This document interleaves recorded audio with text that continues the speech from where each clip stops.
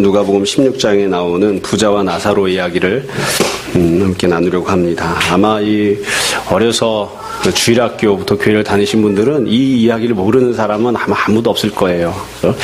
쉽게 이야기하면 부자 집 앞에 거지가 있었는데 그 거지는 죽은 다음에 천국에 가고 부자는 지옥에 간 그런 내용이죠. 그래서 우리가 익히 잘 알고 있는 내용인데 이 내용을 우리가 다시 한번 더 이렇게 좀 생각해보고 이 말씀해 주시려고 했던 메시지가 무엇인지를 좀 더 살펴보려고 합니다. 이 본문을 보시면 크게 3개의 내용으로 되어 있습니다. 19절에서 22절까지는 이 부자와 나사로가 살고 장사 지내는 죽은 그런 내용이 나오고요. 23절부터 26절까지는 이미 지옥에 간 부자가 천국에 있었던 아브라함에게 부탁을 하는 첫 번째 부탁하는 내용, 그리고 27절부터 31절까지는 두 번째 부탁하는 내용, 이렇게 되어 있습니다. 그래서 간단하게 이 3개의 단락에 대해서 3개의 말씀을, 내용을 좀 함께 보려고 합니다. 우선 이 19절부터 22절에 보시면 이 부자와 나사로가 지상에서 어떻게 살았는지, 그리고 죽은 다음에 어떻게 되었는지 내용이 나오죠. 그래서 이 땅에서 살아갈 때에 삶이 두 사람의 모습이 굉장히 다 대조적이었죠. 이 19절부터 보시면 부자는 그냥 말 그대로 부자. 이 한마디로 모든 게 다 커버가 되죠. 그리고 나사로는 거지. 이걸로 이제 다 사실은 이게 어떤 삶을 살았는지 다 알 수 있습니다. 그래서 부자에 대해서는 상세하게 설명을 했어요. 19절에 보시면 자색옷, 고운 베옷을 입었다. 그리고 날마다 호화롭게 즐겼다. 그러니까 좋은 옷을 입었다. 반면 나사로는 어떤 옷을 입었느냐, 어떤 옷을 입었는지도 모르겠고, 옷은 그만두고 피부가, 옷처럼 역할하는 피부가 헌대가 나가지고 굉장히 힘들고 어렵게 지내는 그런 모습이었다. 또 일상의 삶을 살 때 부자는 날마다 호화롭게 즐겼다. 그래서 먹고 마시고 이렇게 잘 살았다는 거고요. 반면 나사로는 부자 집에서 떨어지는 떨거지가 좀 없는가, 버리는 음식 없는가 이렇게 쳐다보고 살았다는 거예요. 아마 이 예전의 유대인들은 집에서 밥을 먹을 때 좀 비스듬히 누워가지고, 모든 집에서 싫어하는 태도입니다. 요즘은 허리도 안 좋고 건강에 안 좋다고 자세 똑바로 하라고 하죠. 이렇게 비스듬히 누워가지고 먹다가 앞에는 개한테 음식도 툭 던져주고, 아니면은 이제 하인한테 이 음식을 주면 하인이 밖에 있는 거지들한테 음식을 이렇게 던져주고 이렇게 했습니다. 오늘날 생각할 때는 그냥 주면 될 것 같지만 예전에는 실제로 던져줬습니다. 기록에 여기 던져줬다고 그래요. 그러니까 음식 던져주면 그거 받아 먹고 지내는 그런. 이 본문엔 기록이 없지만 아마 이 부자는 친구들 많이 불러다 먹고 놀고 했겠죠. 아니면 친구들도 아까우면 그냥 혼자 먹고 마셨을 테고, 나사로한테는 친구가 하나 있었는데 개들이 와서 헌대를 하는, 그러니까 그냥 개만도 못한 그냥 개처럼 지내는 그런 삶을 사는 거예요. 참 이렇게 인생을 살면서 이렇게 대조적으로 사는 불행한 일입니다만 우리나라에서는 이게 어떤 상황인지 잘 알 수 있습니다. 부자가 어떻게 사는지는 제가 잘 본 적이 없어서 모르겠는데 가난한 사람들이 어떻게 사는지는 잘 압니다. 그러니까 어렵게 사는 사람들 참 어렵게 살죠. 그렇죠? 요즘 또 이렇게 추운 날씨가 되면 참 어려운 사람들 많이 어렵습니다. 저도 어렸을 때 몰랐는데 오랫동안 지하실에서 살았기 때문에 결혼할 때 어머니께서 그러시더라고요. 겨울에 이렇게 잠을 잘 때 방에 난방을 해본 적이 없다. 사실은 난방을 해도 되는데 그냥 아끼느라고 그런 겁니다. 난방을 해본 적이 없다. 그래서 제가 잘 때 엄마 추워 그러면 불 올렸으니까 이제 따뜻해질 거야, 자라. 그리고서 재우면 한 번도 불을 올린 적이 없다. 그냥 끝까지 자는 거지 그랬다고 그러더라고요. 몰랐어요. 결혼할 때 알았어요. 결혼하고 나서. 가난하고 어렵게 사는 사람들은 또 그냥 가난하고 어렵게 사는 그런 것 같아요. 그러다가 결국 이제 죽습니다. 이 죽는 장면도 대조적이에요. 이 죽는 장면을 가만히 보시면 22절을 보세요. 그 거지가 죽어 천사들에게 받들려 아브라함의 품에 들어가고, 이거는 영혼에 대한 내용이고요. 천사가 받들고 간 건 이 거지 나설의 몸이 아닙니다. 시체가 아니에요. 그럼 이 거지 나설의 시체는 어떻게 처리했을까요? 모르죠. 기록이 없으니까 어떻게 처리했겠어요. 그냥 거적덕에 둘둘 말아가지고 갖다 버리든 어떻게 했겠죠. 누가 그 시신을 처리했겠습니까? 잘 장사 지내진 않았을 거예요. 살아생전에 숨쉬고 있는 몸뚱아리도 대충 굴렸는데 죽은 그 시체를 누가 제대로 정성껏 처리했겠어요. 그냥 대충 했겠죠. 반면 22절 두 번째 줄에 보시면 부자는 죽었죠. 장사 지냈다 이렇게 되어 있습니다. 이 장사 지냈다고 하는 건 영혼에 대한 처리가 아니고요, 육체에 대한 처리죠. 시신을 처리했는데 아마 부자였으니까 좋은 관에다가 잘 넣어서 양지 바른 곳에 잘 우리식으로 표현하면 그렇게 했겠죠. 유대들이 이제 무덤에다가, 돌로 판 무덤에다가 아마 제대로 장사를 치루었을 거예요. 그래서 죽은 다음에 어떻게 했는가 이렇게 이야기를 합니다. 그래서 죽은 다음에도 이 모습이 대조적인 거예요. 죽은 다음에도 시신을 처리할 때에 나사로는 뭐 언급할 필요가 없는, 더 설명할 것이 없는 그런 모습이었고, 부자는 제대로 장례를 잘 치른 거예요. 그래서 이 모습만 놓고 보면, 살아있을 때 그리고 죽어서 시신을 처리한 이 모습을 놓고 보면 이 두 사람 사이에는 건널 수 없는 아주 큰 바다가 있는 것처럼 너무너무 차이가 나죠. 너무너무 차이가 납니다. 그러니까 나사로는 뭐 죽었다 깨나도 이 부자처럼 될 수가 없어요. 그러니까 우리나라는 그래도 참 감사하게 참 뭐 꿈이 이루어지는 나라는 아니라 하더라도 그래도 부지런히 살면, 열심히 살면 굶지 않고 살 수 있고 어느 정도 또 넉넉해질 수 있는 그런 여건들이 되어 있죠. 하지만 뭐 부모가 부자로 태어나서 부모에게 유산을 많이 받지 못하면 그러면 뭐 큰 부자가 되기는 어렵습니다, 사실. 그렇지만 그냥 먹고 살 수 있는 그런 정도라고요. 근데 옛날에도 그나마도 안 되니까 이 부자와 나사로는 서로를 쳐다볼 수 없는, 서로가 서로에게 갈 수 없는, 나중에 뒤에 보시면 아브라함이 지옥에 있는 부자에게 이야기를 해요. 너와 우리 사이에 큰 구렁이 있다 그러는데 그건 지옥과 천국 사이에만 큰 구렁이 있는 게 아니라 현실 사회 속에서 살아갈 때에도 이 거지 나사로와 부자 사이에는 천국과 지옥 사이에 있는 구렁만큼 큰 구렁이 있었어요. 건너갈 수 없는 그런 구렁이 있다고요.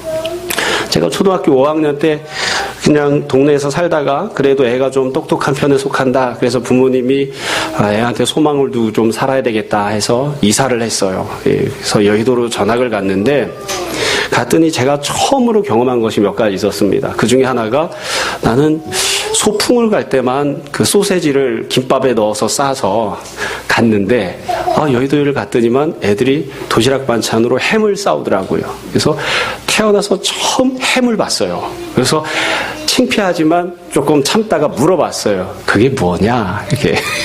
그 반찬으로 싸우는 그게 뭐냐. 그러니까 그런 것들이 좀 이렇게 좀 차이가 있었고, 그 다음에 또 어떤 차이가 있었냐면, 어렸을 때부터 늘 듣고 자라던 내용이 뭐였냐면, 우리 집안에는 면석이 하나 없다.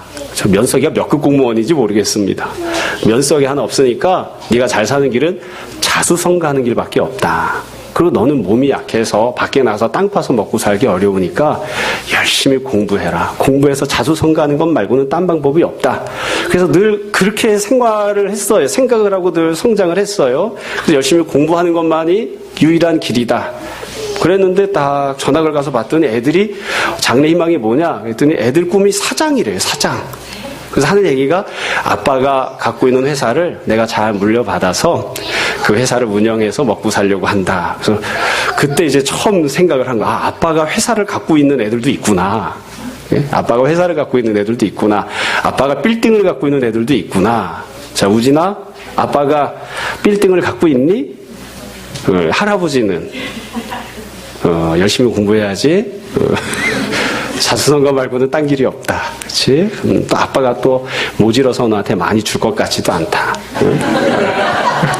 있어도 많이 줄 것 같지도 않아. 그래서 이게 차이가 막 큰 거예요. 차이가 커서 힘들고 어렵게 지냈어요. 그나마 이제 죽은 다음에 보면 육신적인 삶은 그랬는데 죽은 이후에 차이점이 그래도 있다고 기록을 하죠. 22절에 보면 거지가 죽었어요. 거지가 죽은 다음에 어떻게 됐느냐.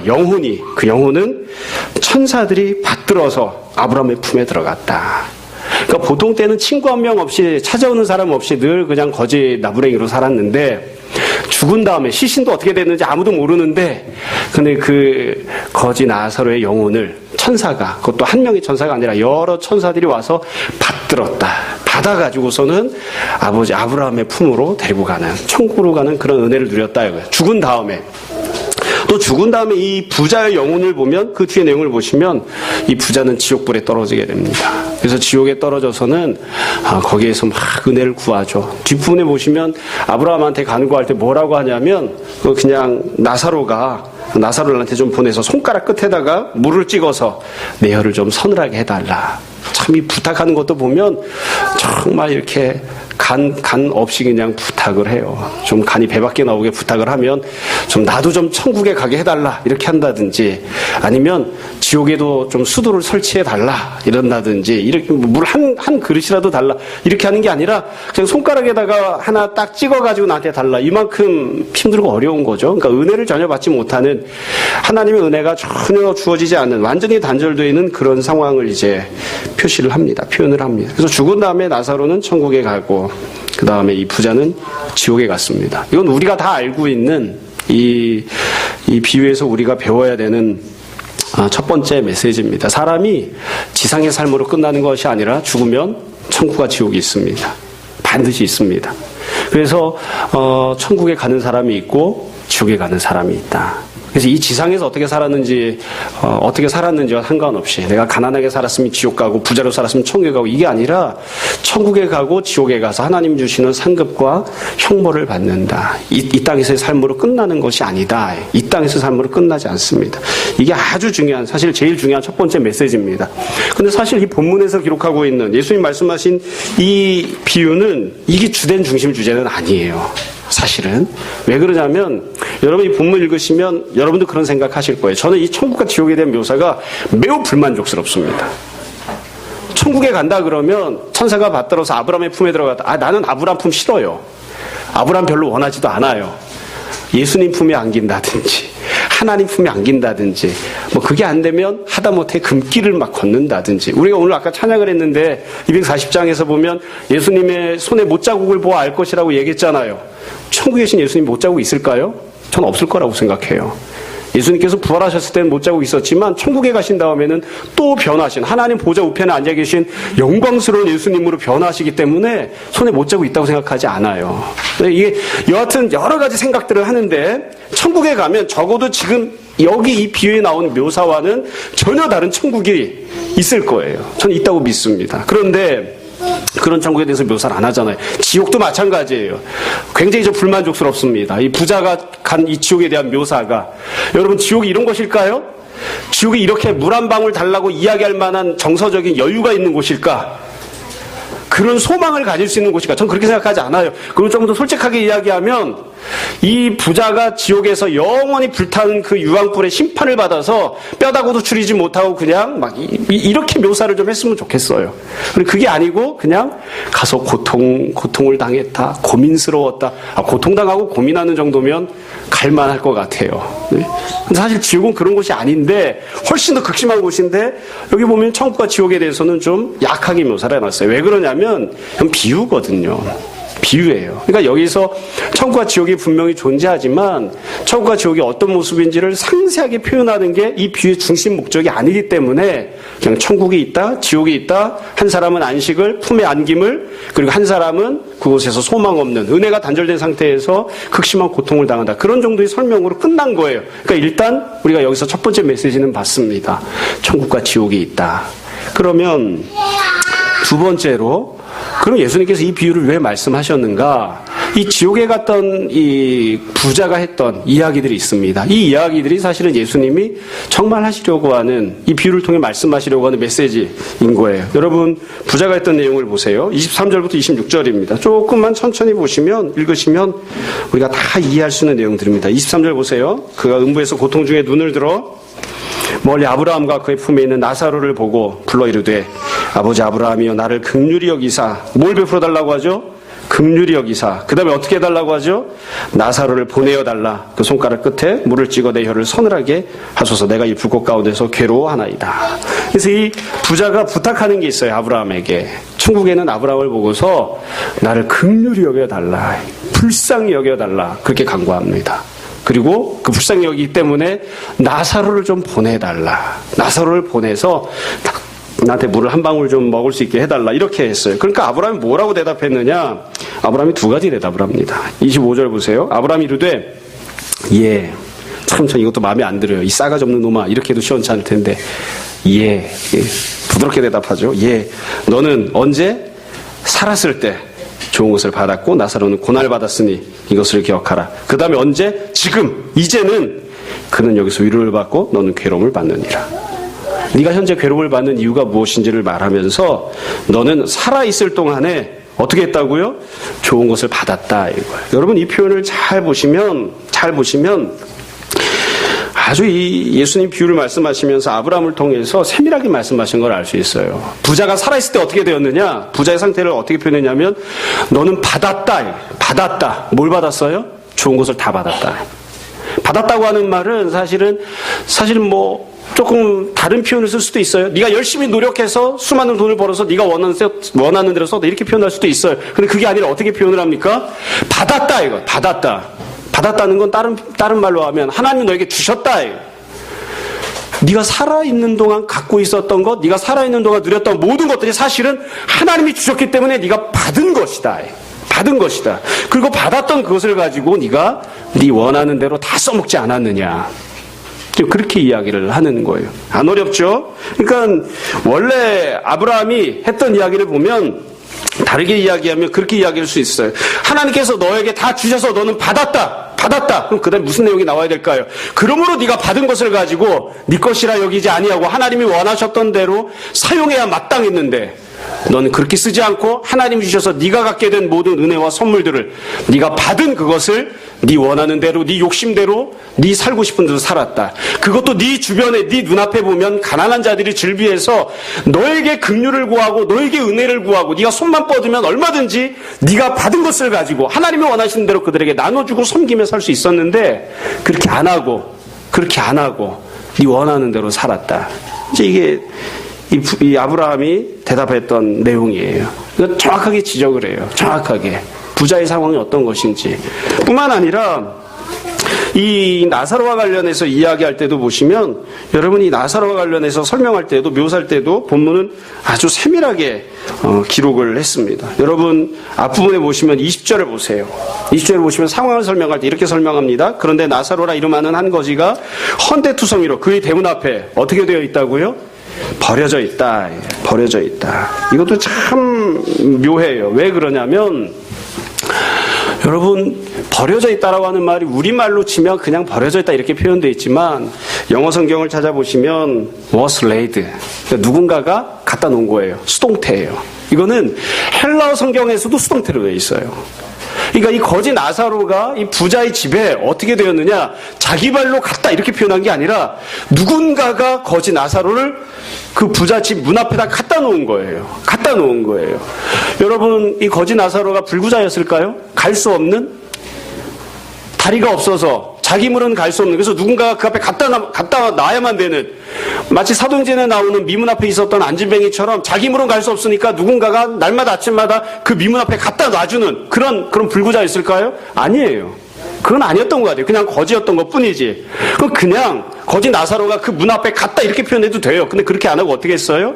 누군가가 그 자리에다 갖다 놨다고요. 누가 갖다 놨을까요? 거기서 비료 먹고 살라고 누군가 거기다 데려다 놨겠죠. 그러나 우리는 그 대답을 알죠. 누가 갖다 놨어요? 하나님이 그 자리에다 갖다 놓으신 거예요. 하나님께서 나사로를 그 부자의 문 앞에다가 보내신 거예요. 왜? 긍휼을 얻으라고. 네가 필요한 것, 네가 공급받아야 될 가장 기본적인 것들을 내가 부자에게 주었으니까 그 부자가 너에게 베푸는 긍휼을 받으라고 나사로를 그 문 앞에다 보내놓으신 거예요. 그랬는데 이게 일이 다 틀어져 버린 거죠. 부자는 부자 살고 싶은 대로 살고 나사로는 그냥 그 모양 그 꼴로 살다가 그냥 죽은 거예요. 이걸 우리가 얼마든지 알 수 있습니다. 이 문맥적인 흐름을 보아서도 알 수 있는데요. 우리는 지금 16장 19절부터 말씀만 보았지만 앞부분에 보시면 유명한 비유가 하나 나옵니다. 16장 제일 처음에 나온 비유가 뭐냐면 불의한 청지기에 대한 비유입니다. 어떤 주인에게 불의한 청지기가 있었습니다. 그래서 주인이 돈을 많이 맡겨놨어, 이 불의한 청지기에게. 그랬더만 이 불의한 청지기가 말 그대로 불의한 녀석이기 때문에 아주 나쁜 놈이죠. 그래가지고 어떻게 했느냐 하면 주인이 준 그 돈을 가지고 돈놀이를 해요. 이자를 받는 돈놀이를 하는데 참 가난하고 힘들어서 먹고 살 게 없는 사람들한테 돈을 빌려주고 나서는 이자를 막 떼거지로 받는 거예요. 착취를 하는 거예요. 그래가지고선 자기 재산을 막 불렸어요. 그러니까 이렇게 하는 것을 주인이 어느 날 들었습니다. 그래서 안 되겠다, 너 그거 정리해라. 이래가지고 이 불의한 청지기가 어떻게 하죠? 사람들을 불러요. 너 얼마를 빌려왔니? 제가 쌀 100가마 빌려왔는데요. 너 실제로 빌려온 건 50가마잖아. 그냥 80가마라고 써라. 내가 깎아줄게. 대신 내가 직장 잘리면 그 다음에 나한테 좀 나를 생각해다오. 그러고서는 막 깎아줘요. 그러니까 원래 이 불의한 청지기가 돈을 깎아주는, 이자를 깎아주는 내용은 뭐냐면, 빌려간 사람이 100만 원 빌려갔는데 50만 원만 갚아라. 이렇게 해서 주인에게 피해를 끼치는 게 아니에요. 원래는 50만 원만 빌려갔는데 원금은 50만 원인데 거기다가 100만 원 빌려갔다고 차용증에 쓰라고 하는 거예요. 그래서 100만 원 빌려간 것으로 만들어 놨어요. 그럼 거기서 이자 50만 원은 누가 챙겨 먹는 거죠? 그 불의한 청지기가 챙겨 먹는 거예요. 그러니까 이 사람이 나중에 자기가 직업을 잃게 생겼으니까 그 이자를 깎아준다고요. 자꾸 깎아주고서는 이자를 조금만 자기 몫으로 챙기고 나머지는 훗날을 도모하는 거예요. 이 심리학에서 맨 처음에 나왔던 비유가 바로 이 불의한 청지기에 대한 이야기입니다. 그러니까 하나님께서 주인이 종에게 주인의 것을 맡겨놓았더니만 그 맡겨놓은 걸 가지고 어떻게 했느냐, 자기 이익을 추구하기 위해서 다른 사람들을 착취하는, 그래서 자기가 부자가 되려고 했던 그 불의한 청지기에 대한 비유예요. 그 비유가 끝난 다음에 내용이 어떻게 되느냐, 예수님께서 바리새인들에게 말씀하시는데 바리새인들에 대해서 누가복음은 아예 딱 부러지게 설명을 합니다. 바리새인들은 돈을 사랑하는 사람들이다. 예수님 말씀하신 것을 보고 비웃었다. 그러니까 앞부분에 나왔던 내용이 뭐냐면, 주인의 것을 가지고서는 자기 멋대로 살았던 불의한 청지기, 돈을 사랑하던 바리새인들, 그런 내용이 난 다음에 지금 부자와 거지 나사로 이야기가 나오는 거예요. 그러니까 이게 그냥 어느 날 갑자기 하늘에서 뚝 떨어진 비유가 아니라 지금 똑같은 패턴을 계속 예수님이 반복하세요. 주인이 너에게 맡겨준 것이 있다. 주인이 너에게 맡겨놓은 것이 있다. 그래서 너는 청지기야. 근데 사람들이 다 불의하게 산다. 자기 욕심대로. 다 돈을 사랑하는 바리새인처럼 살아간다. 그 이야기 하시다가 지금 거지 나사로와 부자 이야기가 나온 거죠. 그러니까 지금 여기에서 우리가 정말 중요하게 생각해야 되는 메시지는 무엇이냐? 아주 간단합니다. 부자와 거지 나사로에 대한 이 비유를 예수님 말씀하신 목적은 똑바로 잘 살아라, 그 얘기 하시려고 하는 거예요. 특별히 어느 부분에 있어서 똑바로 잘 살라고 하는 거죠? 돈을 사용함에 있어서, 물질을 사용함에 있어서 똑바로 잘 살아라. 네가 갖고 있는 물질은, 네가 갖고 있는 돈은 하나님이 너에게 주신 것이야. 그리고 네 눈앞에 보이는, 너에게 긍휼을 구하고 있는 네 눈앞에 있는 거지는 하나님이 너에게 보내신 사람이야. 하나님이 너에게 주신 돈을 가지고 하나님이 너에게 보내신 그 거지를 섬기라고 그렇게 둘 다 보내주신 것이다. 그러니까 너는 청지기로 그것을 잘 사용하는 사람이 되라.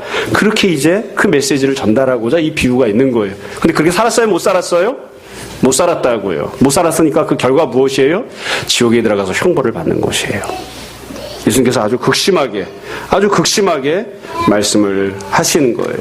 그래서 여러분, 이 부자와 나사로에 대한 이야기를 보면 우리가 그 생각을 해야 됩니다. 우리는 청지기로 보냄받은 사람들이다. 내 눈에 보이는 사람, 그 사람이 왜 하필 보였을까? 나에게 긍휼과 은혜를 구하는 사람, 그 사람이 왜 하필 보였을까? 내 울타리 안에 있는 그 사람, 왜 그 사람이 하필 내 울타리 안에 들어왔을까? 그건 하나님이 나에게 주신, 하나님이 나에게 맡겨주신 은혜와 선물을 가지고 그 사람을 섬기라고 그 사람이 보인 것이다. 물론 이제 악한 경우도 있습니다. 회방하고 시험에 들게 하기 위해서 사탄이 보내는 그런 사람들도 있습니다. 근데 그게 아니라 하나님께서 섬기라고 우리 집 문 앞에 보내시는 거지가 있는 거예요. 그렇죠? 너는 네 인생, 나는 내 인생, 그게 아니라 왜 그 사람이 내 울타리 안에 들어오게 하셨는가? 섬기라고, 그 사람을 섬기라고 너에게 하나님이 물질을 맡겨주신 것이다. 이게 이 비유가 갖고 있는 첫 번째 메시지입니다. 그 다음에 더 다른 이야기를 하면 잔소리가 되겠죠. 그렇죠? 그 다음에 이제 세 번째, 마지막 내용입니다. 이 이야기를 다 하고 난 다음에 나사로가, 이 부자가 그 다음에 한 가지를 더 부탁을 합니다. 27절에 보시면 이렇게 돼 있어요. 이르되 그러면 아버지여 구하노니 나사로를 내 아버지의 집에 보내소서. 내 형제 5이 있으니 그들에게 증언하게 하여 그들로 이 고통받는 곳에 오지 않게 하소서. 그러니까 어떤 부탁을 하냐면, 이 부자가 자기한테 형제가 5이나 있대요. 근데 이 사람들이 다 살아있나 봐요. 그러니까 나사로를 좀 보내가지고 나사로를 내 아버지 집에 보내서 그들한테 증언을 해서 그들이 고통받는 곳에 오지 않게 해달라, 이렇게 이야기를 합니다.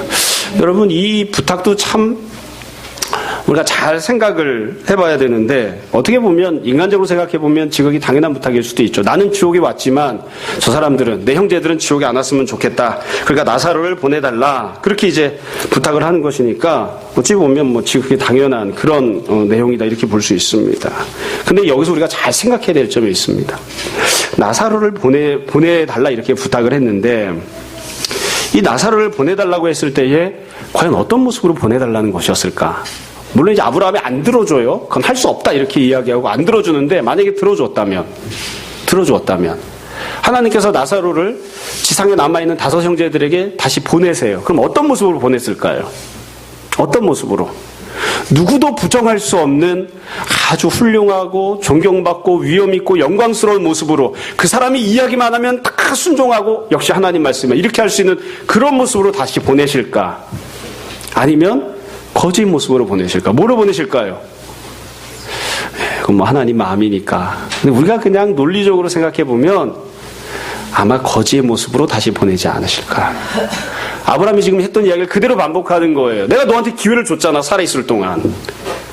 너에게 필요한 것들을 공급해주고 네 문 앞에 거지를 보내주어서 네가 그 사람을 섬기고 구제할 수 있게끔 내가 기회를 줬잖아. 근데 네가 그렇게 안 살았잖아. 너 혼자 잘 먹고 잘 살고 너 혼자서 연락을 즐기면서 살았잖아. 내가 준 것을 가지고 너는 그렇게 다 허비하고 지냈잖아. 이게 하나님이 주셨던 기회였거든요. 그러니까 이 지상에 남아있는 5 형제들에게 만약 다시 기회를 주신다면 똑같은 기회를 주시겠죠. 똑같은 기회를. 다시 한번 거지를 보내는 거예요. 나사로를. 거지의 모습으로. 그럼 그 형제들이 어떻게 했을까? 이 부자처럼 어리석게 행동을 했을까? 아니면 다른 모습으로 행동을 했을까? 참 이게 불행한 일인데요. 예. 이 부자랑 비슷하게 했을 것 같아요. 느낌에. 안 그랬으면 좋은데.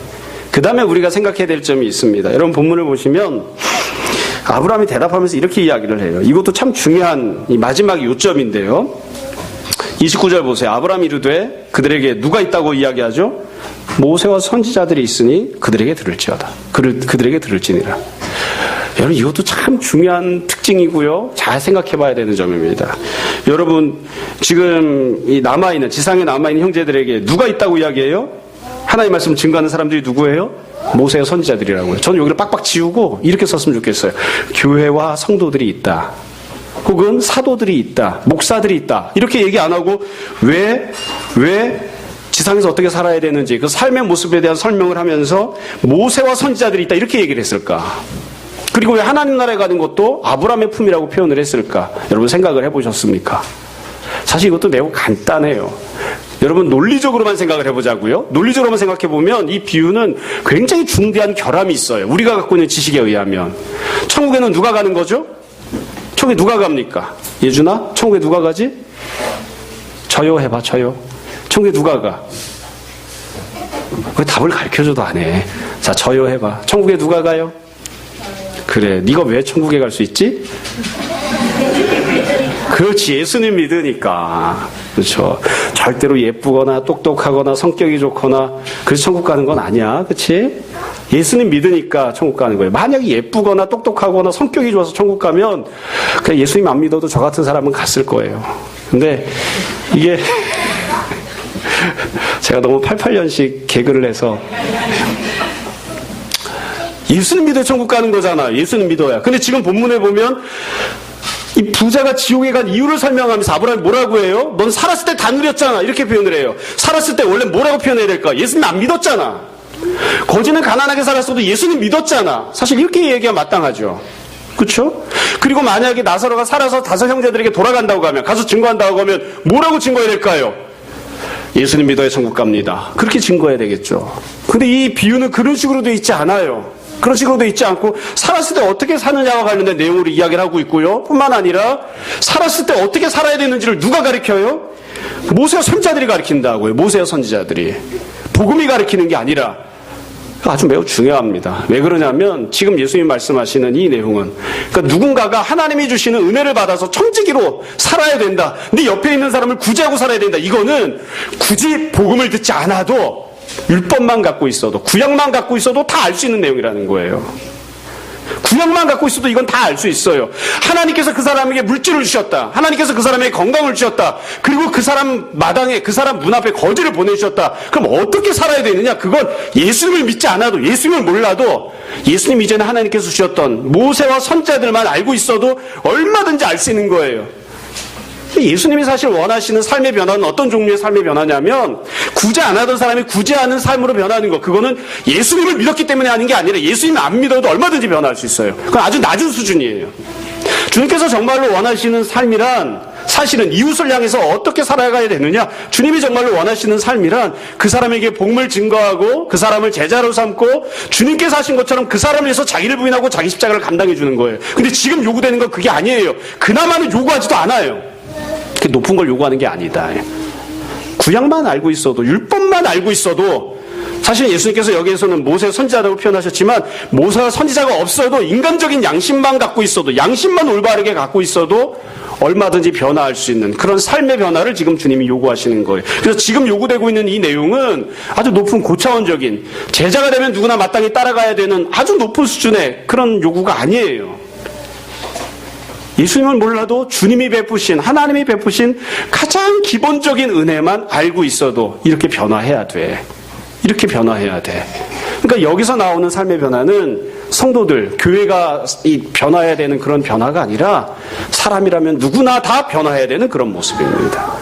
이스라엘 사람이든 유대인이든 누구나 다 변화해야 되는 그런 아주 낮은 수준의 요구인 거예요. 그래서 우리가 이 비유를 들으면서 거꾸로 생각해 보면 비참해지는 거예요. 왜 그렇죠? 이 가장 기초적이고 가장 기본적인 복음은 그만두고 율법만 알아도 변화할 수 있는 이 내용을 우리는 그렇게 안 살거든요. 우리 그렇게 못 살거든요. 그러니까 우리는 현재 살고 있는 삶의 모습이 어떠하냐면 율법만도 못한, 예수님 믿는 것은 그만두고 율법만도 못한, 구약만도 못한 그런 종류의 삶에 아직도 여전히 얽매여 있는, 그게 우리의 모습이라고 예수님께서 지금 질책하고 계시는 거예요. 내용을 정리하겠습니다. 무슨 내용을 말씀드리려고 하는지 여러분들이 다 아실 테니까 여기서 더 이제 구체적으로 적용을 해서, 자, 우리 연봉을 한번 따져봅시다. 우리가 먹고 살고 저축하고 남는 돈이 얼마쯤 되는지, 우리는 얼마큼 구제하고 삽니까? 얼마만큼 돕고 삽니까? 이제 이런 얘기는 구질구질해지니까 여러분들이 알아서 그 다음에 다 적용을 한번 해보세요. 말씀을 정리를 할게요. 문자 그대로만 놓고 보자면 예수님께서 말씀하신 이 비유는 재정과 관련된 것입니다.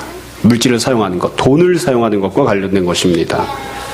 그리고 또 동시에 문자 그대로만 놓고 보자면 여기서 이 부자는 참 많이 넉넉한 사람입니다. 그래서 제가 오늘 아침에 설교할 때 마음에 이렇게 고민을 했어요. 성도 중에 혹시 자색 옷을 입고 오는 사람이 있으면 이 적용하기 참 애매해지는데, 자색. 권사님 자색이십니다. 자색 옷을 입고 배옷을 입고, 우리 성도들 중에는 막 이렇게, 야, 저 사람 진짜 부자인가 봐, 이렇게 막 좋은 옷을 입는 분 별로 없잖아요. 그렇죠? 그래서 어떻게 보면 야, 이거 나랑은 상관이 없네. 그렇죠? 우리 성도들 가운데에 날마다 호화롭게 즐기시는 분, 우리 성도들 중에는 또 없잖아요. 저는 아침밥은 주로 그냥 리츠칼튼에 가서 뷔페로 먹어요, 이런 분. 우리 없잖아요. 날마다 호화롭게. 점심은 요리사가 집 위에 사는 거 아닌가요? 뭐 이런 분 없잖아요. 그러니까 문자 그대로만 놓고 보면, 나는 이런 부자가 아니니까 나한테 해당 사항이 없어, 이렇게 생각할지도 몰라요. 그리고 나서는 막 화살을 밖으로 돌릴 수도 있죠. 맞아, 여기 나온 내용은 이재용한테 적용을 해야 돼. 좋은 옷을 입고 날마다 연락하고 호화롭게 지내는, 그런데 그 집안 울타리 안에서 내가 회사를 하고 사업을 하고 내가 데리고 있는 직원들 중에 일을 하다가 병든 사람이 있어도 도와주지 않는 그런 나쁜 업주들이나 삼성이나 이런 데다 적용이 돼야지 돼. 그러니까 막 뇌물은 딴 데다 엉뚱한 데 다 주고 일하다가 아픈 사람한테는 보상도 해주지 않고 치료비도 제대로 주지 않는 그런 놈들이 결국엔 지옥에 가는 게 맞지. 거기다 적용을 해야 돼. 문자 그대로만 놓고는 그렇게 이야기할 수 있을지도 몰라요. 근데 정말 그렇게 적용하라고 예수님 이 비유를 말씀하신 걸까요? 여러분, 우리가 과연 어떻게 내가 받은 물질을, 내가 받은 건강을, 또 무엇이 되었건 어느 정도가 되었건 주님이 우리에게 맡겨주신 은혜와 선물들을 사용하는가? 우리는 나 혼자만의 유익을 위해서 사용하고 살아가는 그런 악한 모습은 아닌가 잘 생각해 봤으면 좋겠습니다. 다른 거는 모르겠고요. 내가 손을 뻗으면 닿을 수 있는 울타리 안에. 어떤 분들은 목사님들이랑 이야기를 하다 보면 저랑 생각이 다른 분들이 있어요. 저는 가장 기본적인 게 목사는 개교의 목사다, 이렇게 생각을 합니다. 10명이 됐든 100명이 됐든 1000명이 됐든 자기 교회 성도만 잘 지키면 된다. 그게 기본이에요. 목사는 한국교회를 개혁하라고 부름받은 게 아니에요. 한국교회 목사가 아니에요. 전 세계를 목회하는 목사가 아니에요. 그냥 자기가 섬기는 곳에 있는 그 성도들을 잘 섬기면 돼요. 그게 기본이에요. 저는 해보니까 그것도 잘 못하겠더라고요. 그러니까 그거라도 잘하려고 발버둥 치고 있는 거예요. 가장 중요한 기본은 남의 집에서 굶고 있는 새끼 말고 우리 집 안에 있는 새끼들이 잘 크도록 잘 돌보는 게 기본이에요. 내 울타리 안에 있는 사람들. 그러니까 내가 손을 뻗으면 뻗는 사람들까지 그 정도까지라도 일단 잘 돌보자 이거예요. 그 정도까지. 몰랐으면 좋은데 소식을 들어서 알게 된 사람들에 대해서까지 그 정도를 일단 돌보는 거예요. 주님께서 우리에게 베푸신 많은 것들, 내가 갖고 있는 모든 것들이 다 주님이 주셔서 내가 받고 있는 겁니다. 물질이든 건강이든 시간이든 무엇이든 그 모든 것들을 과연 내가 주변을 돌아보지 않고 주변에서 굶고 있는 사람이 있건 힘들어하는 사람이 있건 고통당하는 사람이 있건 주변을 돌아보지 않은 채 내 목적대로 내가 원하는 대로만 사용하는 그런 모습은 아닌가 잘 생각해 봤으면 좋겠습니다. 과연 우리는 16장 처음에 나왔던 불의한 청지기처럼 사는 것은 아닌지, 그리고 이런저런 이유를 대지만 결국 돈을 사랑하는 바리새인들처럼 살고 있는 것은 아닌지, 그리고 지금 이 비유에 나오는 부자처럼 살고 있는 것은 아닌지 다시 한번 잘 생각해 봤으면 좋겠습니다. 사람이 지나가고 나면 흔적이 남죠. 그 사람이 섬겼던 사람들, 그 사람이 사랑했던 사람들, 그 사람으로 인하여 긍휼과 은혜를 입은 사람들이 흔적으로 남는 그런 귀한 성도의 모습으로 살았으면 좋겠습니다.